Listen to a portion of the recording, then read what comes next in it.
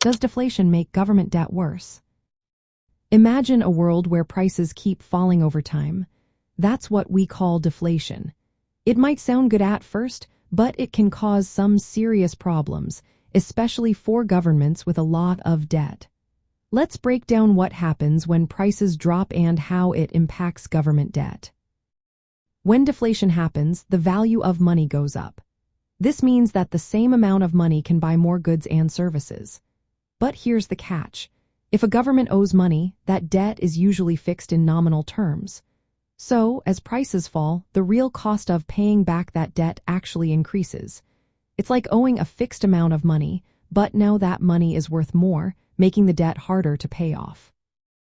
Now, think about the ratio of government debt to the size of the economy, which is called the debt-to-gross domestic product ratio. During deflation, the economy often shrinks or grows very slowly. When that happens, the debt-to-GDP ratio tends to go up. That means the government owes more compared to what the economy produces, making its debt seem even bigger and more burdensome. Even if interest rates are very low or zero, deflation can make debt more expensive to service. That's because the government has to pay back in money that is more valuable, increasing the real cost of borrowing.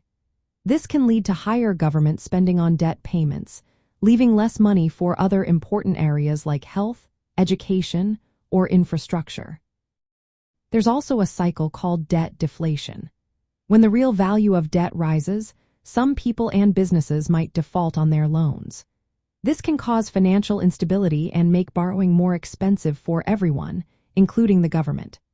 As defaults increase, tax revenues drop because fewer businesses and people are earning money, which worsens the government's debt situation even more. On the flip side, inflation reduces the real value of debt.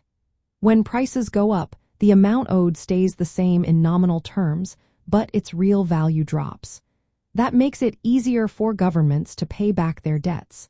That's why many economists see moderate inflation as a better way to manage debt compared to deflation.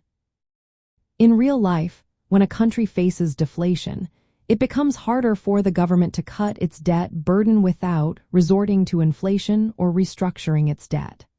Because deflation makes borrowing more expensive and reduces economic growth, it can trap a country in a tough spot where debt keeps getting worse.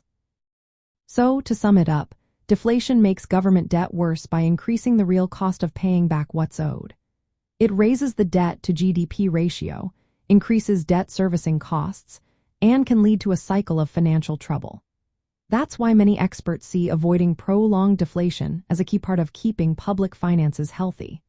Understanding this helps us see why managing inflation expectations is so important for economic stability.